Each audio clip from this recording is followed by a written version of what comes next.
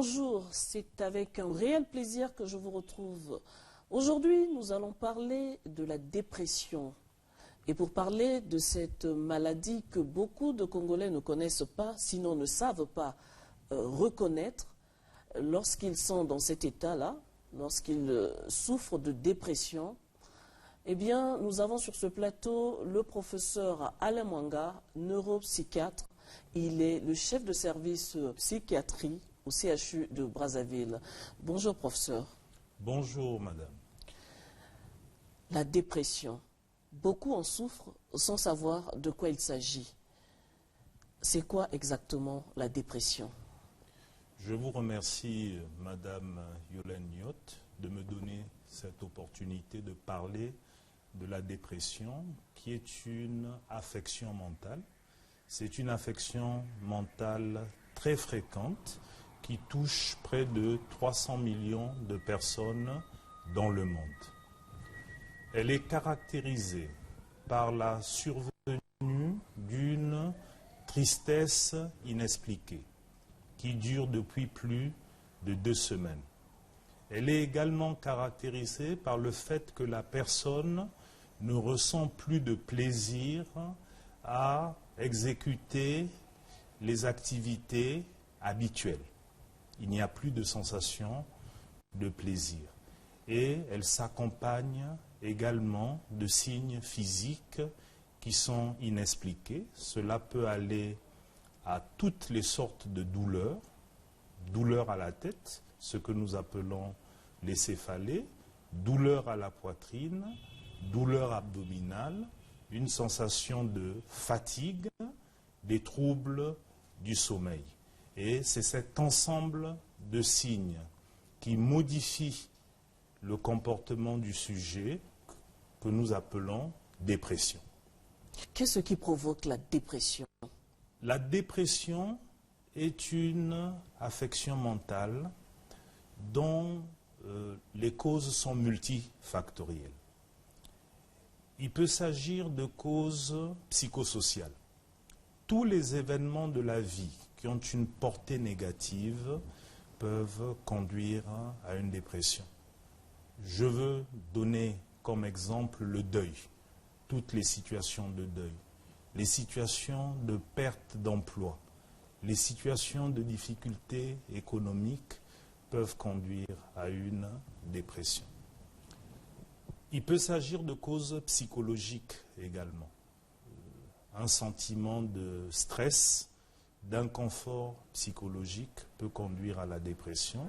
Et il peut enfin s'agir de causes biologiques, de modifications au niveau de la chimie du cerveau qui peuvent entraîner une dépression. Parfois, il n'y a aucune cause que l'on peut retrouver et la personne s'enfonce dans la dépression sans que l'on puisse expliquer pourquoi. Mais comment le patient peut-il savoir qu'il est malade? Parce qu'on peut être triste à un moment ou stressé ou à n'importe quel moment de la vie. Merci, c'est une très bonne question. Je dois dire que dans notre contexte culturel, généralement, nos compatriotes ne se plaignent pas. Il est très rare qu'ils viennent en consultation dire que « docteur, je ne me sens pas bien »,« docteur, je suis triste » ou « docteur, je ne suis pas heureux ». Dans la plupart des cas, les Congolais expriment leur souffrance psychique par le biais de signes physiques. Donc ils viennent en consultation dire plutôt « docteur, j'ai mal à la tête »,« docteur, j'ai mal à la poitrine »,« docteur, j'ai mal au ventre ». Donc ces signes physiques masquent la souffrance psychologique. C'est ce que l'on appelle la dépression masquée. Et c'est effectivement la dépression qui est la plus fréquente dans notre environnement. Et c'est ce qui fait que les patients ne savent pas ce qu'ils ont, mais les médecins ou les infirmiers à qui ils s'adressent ne savent pas non plus ce qu'elles ont. Donc il y a toute une période d'errance du malade. Il s'agit d'une errance diagnostique, mais il s'agit également d'une errance thérapeutique parce que cela diffère le traitement du malade, alors que l'on sait que c'est une maladie mentale qui se traite parfaitement et qui se traite bien. Mais quel est le test qui peut permettre de savoir que c'est de la dépression? Il faut s'intéresser aux malades. J'insiste sur le fait que lorsque quelqu'un entre dans le bureau d'un personnel de santé avec une plainte somatique, il faut également essayer d'aller au-delà de cette plainte somatique et poser des questions très simples. Pouvez-vous expliquer avec des mots plus simples ce que c'est qu'une plainte somatique? Une plainte somatique, c'est une plainte centrée sur le corps physique. L'homme est un ensemble constitué de son corps et de son esprit. Donc il y a donc la partie psychique et il y a la partie somatique. Ces deux parties sont en interdépendance. Lorsqu'on a des difficultés au niveau psychique et que l'on ne reconnaît pas ces difficultés, elles finissent par se traduire au niveau somatique. Je m'explique. Quelqu'un peut avoir mal à l'estomac. Et cette douleur à l'estomac est en rapport avec un stress important, un stress professionnel par exemple, ou un événement important. Si on ne reconnaît pas la place de cet événement psychologique important, on va traiter le trouble de l'estomac en vain. Il va récidiver. C'est pour ça que je dis que la douleur de l'estomac ouvre la porte sur les problèmes que le malade peut avoir par ailleurs. Donc, évidemment, le malade vient avec une plainte, mais c'est au médecin de s'intéresser au reste. Si une femme est en train de subir un divorce extrêmement difficile, extrêmement violent, cela peut expliquer pourquoi elle a mal à la tête. Donc, évidemment, il faut l'amener à verbaliser sur ses conditions de vie. Il faut l'amener à verbaliser sur ses conditions d'existence. Et à ce moment-là, on est capable de mettre en évidence le fait qu'elle est triste parce qu'elle est en train de divorcer. On est capable de mettre en évidence le fait qu'elle n'arrive plus à prendre soin d'elle, elle n'arrive plus à se faire belle. C'est un exemple que je vous donne. Et qu'elle se sent fatiguée. Et si on associe tristesse, négligence vis-à-vis de ce qu'elle était habituellement, parce que c'était une femme coquette, et au fait qu'elle est fatiguée, on pose le diagnostic de dépression.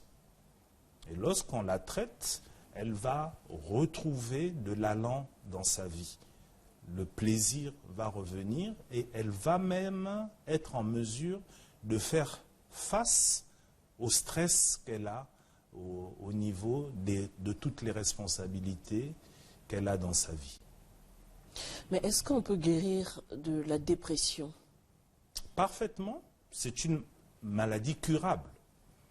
C'est dommage de ne pas pouvoir la reconnaître parce que le challenge, ce qui est difficile, c'est de reconnaître la dépression. Mais une fois qu'elle est reconnue, elle est facile à traiter.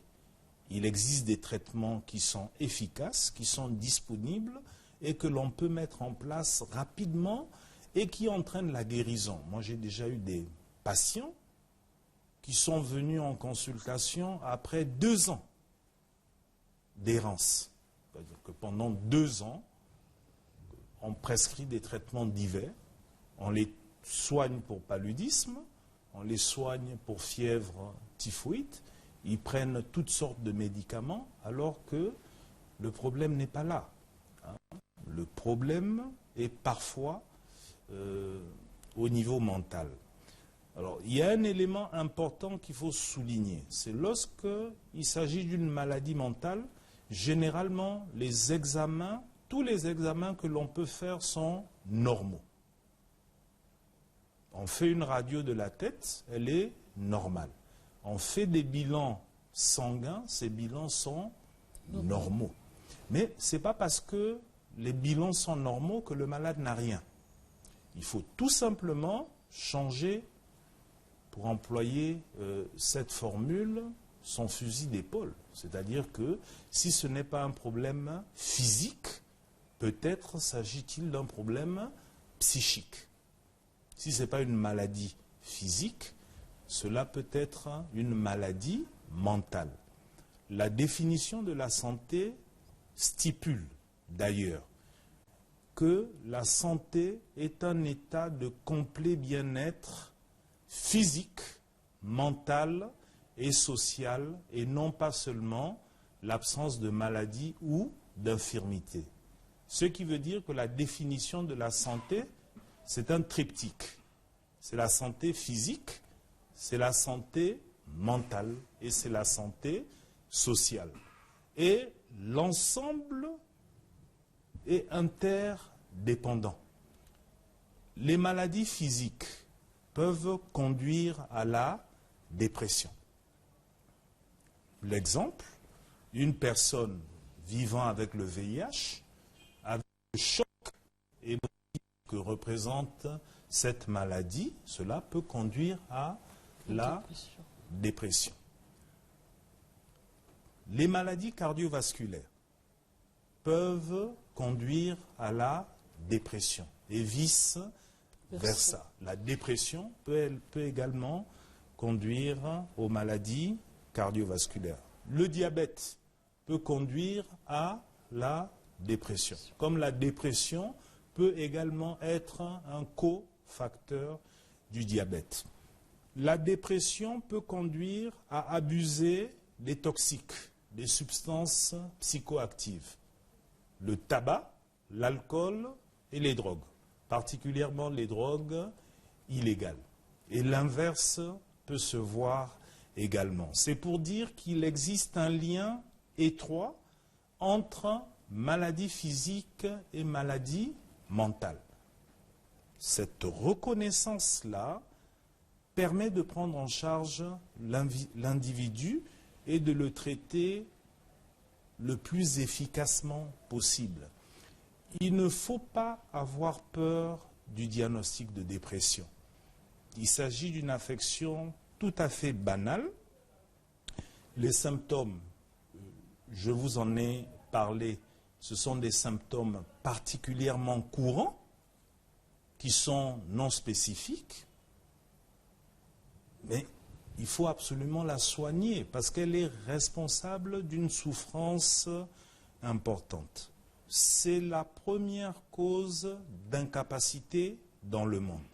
Cela veut dire que quand quelqu'un est déprimé, il ne peut pas aller au travail. Quand quelqu'un est déprimé, il ne peut pas faire sa scolarité de manière normale. Donc, c'est une cause d'incapacité grave. Et cette cause d'incapacité grave a une répercussion économique. Ça veut dire que quelqu'un qui est déprimé ne peut pas être rentable pour sa société. Alors, mais professeur, la déprime et la dépression, est-ce que c'est la même chose? Ce n'est pas la même chose. Il s'agit d'une différence d'intensité et il s'agit d'une différence de durée. On peut faire une déprime parce qu'on a des difficultés passagères. Et là également, de manière passagère, on est un peu triste. Mais ça passe rapidement. La caractéristique de la dépression, c'est qu'il s'agit d'un état qui dure au moins 2 semaines et qui a une répercussion sur le fonctionnement de l'individu. Fonctionnement scolaire, fonctionnement professionnel, fonctionnement familial, fonctionnement professionnel, fonctionnement social. C'est donc une tristesse qui a des conséquences sur l'activité de l'individu. Mais y a-t-il des symptômes précis le matin au réveil de l'individu? Il y a des symptômes précis. Alors, ces symptômes-là doivent être recherchés. L'un des symptômes les plus importants, ce sont les troubles du sommeil. La dépression s'accompagne d'une perte de sommeil. Nous disons dans le langage médical qu'il s'agit d'une insomnie. Mais l'insomnie dans la dépression est une insomnie particulière. Il s'agit d'une insomnie qui réveille le malade au milieu de la nuit ou au petit matin.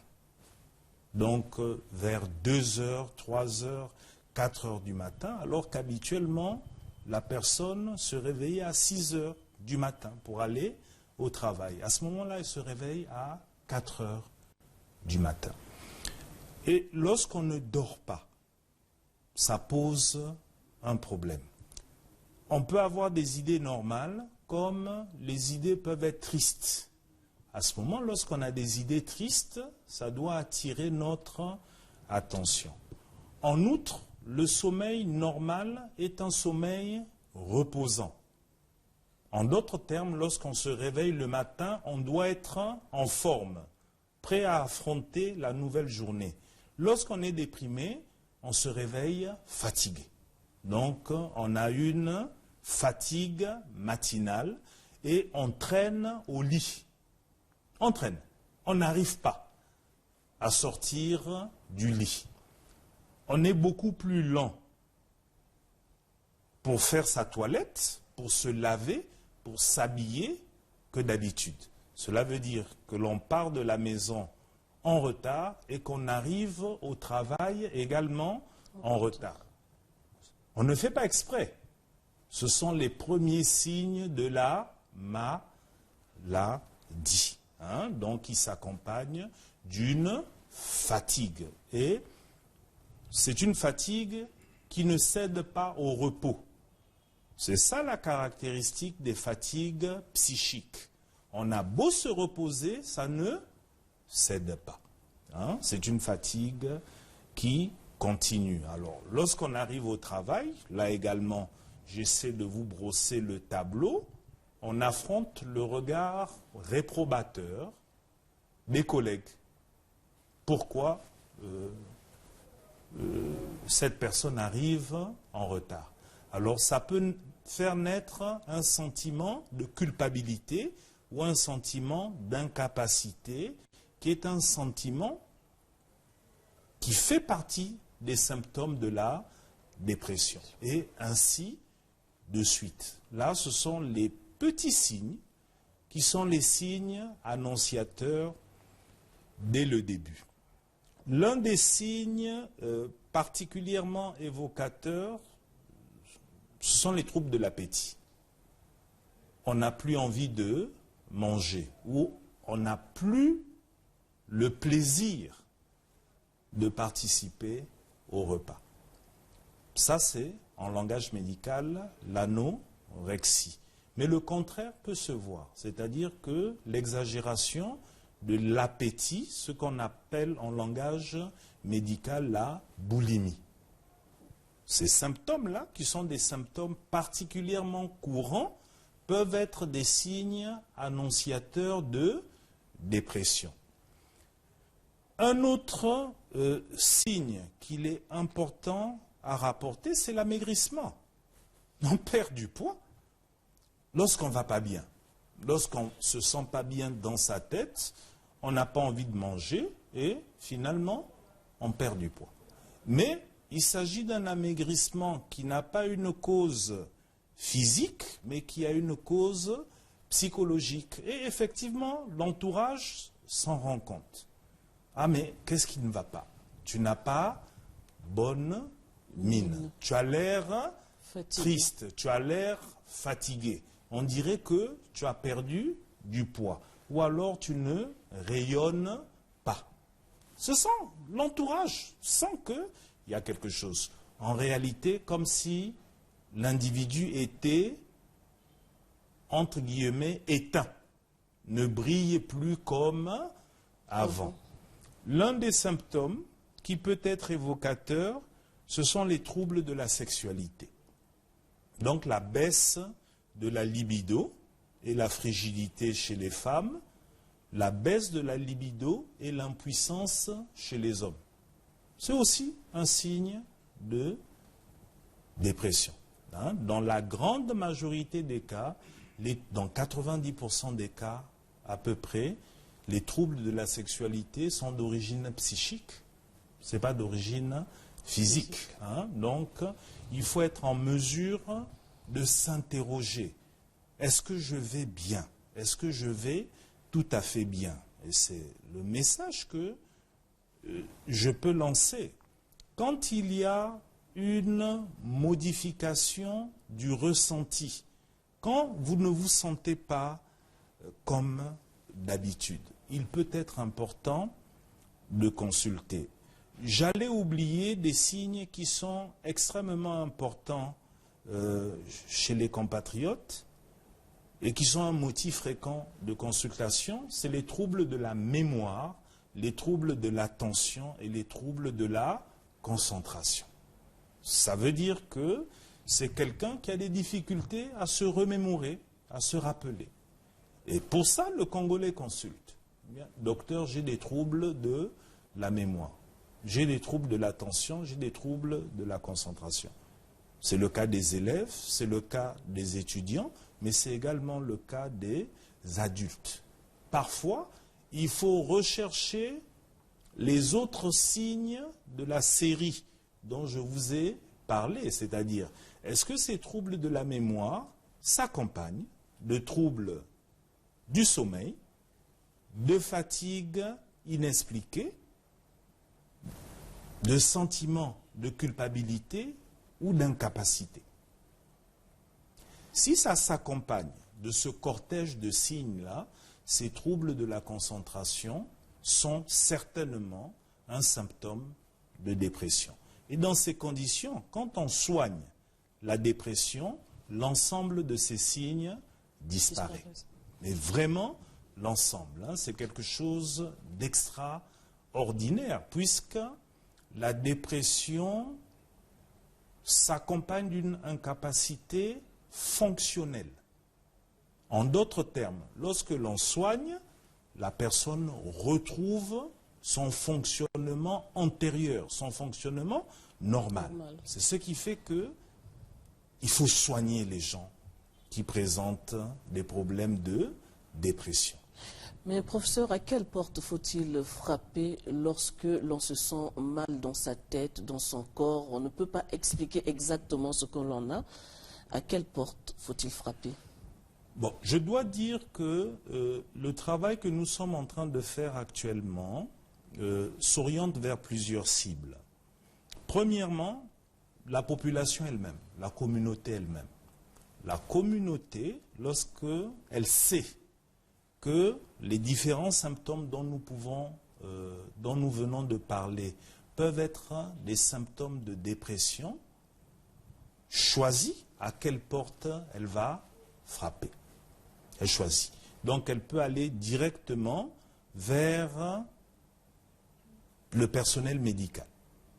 Et le personnel médical, vous avez les médecins généralistes, mais vous avez également les médecins spécialistes.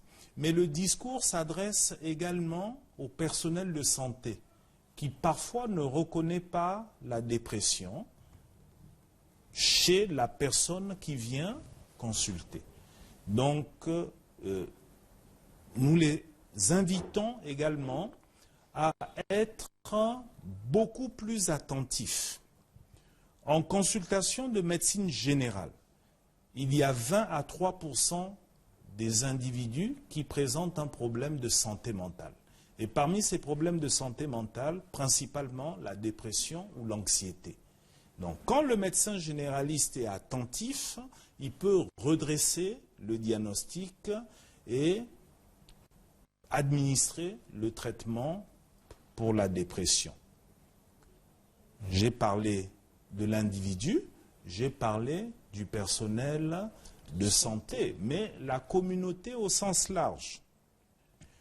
Quand un Congolais est malade, il en parle au pasteur, il en parle au prêtre, il en parle aux religieux d'une manière générale. Donc là également, ces personnes qui reçoivent les plaintes de nos compatriotes peuvent être utiles à la prise en charge des personnes qui sont déprimées.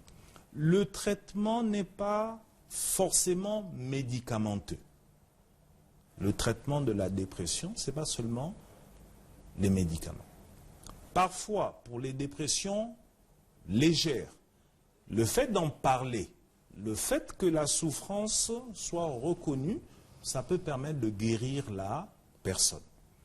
Donc il s'agit d'un traitement verbal, comme dans les psychothérapies, comme chez un psychologue. On parle de ses difficultés. Et le fait d'en parler, on peut se sentir mieux. Les médicaments sont indispensables dans les dépressions moyennes ou sévères, qui ont un impact direct sur la vie de l'individu. Il est important de soigner la dépression, puisque je vous ai dit que la dépression peut s'accompagner de modifications des habitudes. On fume, on prend de l'alcool et parfois chez les jeunes, on prend de la drogue, tout ça pour se sentir mieux. Ce n'est pas une bonne chose. Il faut soigner la dépression.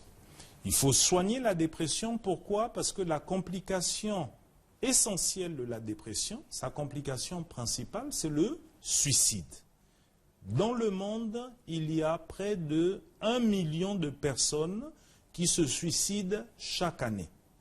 Je vous ai bien dit, 1 million de personnes se suicident chaque année, et cela, c'est en relation avec la dépression. Il s'agit de morts évitables, par excellence, puisqu'il s'agit de personnes qui se donnent la mort. Donc on peut éviter. Et notre pays n'échappe pas à ce fléau. Il y a chaque année des Congolais qui se suicident. Et il faut savoir que le suicide est la 2e cause de mortalité chez les 15-29 ans. Donc les adolescents et les adultes jeunes. C'est la 2e cause de mortalité. C'est un drame.